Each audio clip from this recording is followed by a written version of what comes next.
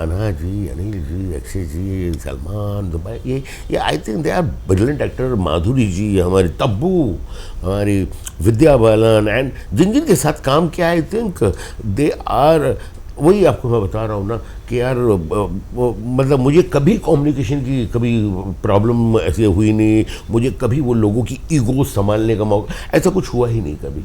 इसलिए कि मैं इतनी ऑनेस्टी से फिल्म सुनाता हूँ, इसलिए मैं कभी जब फिल्म एज ए राइटर जब सुनाता भी हूँ उनको और चाहता हूँ कि ये पर्टिकुलर इंसान मेरी फिल्म करे, तो भी मैं बेईमानी से नहीं सुनाता हूँ।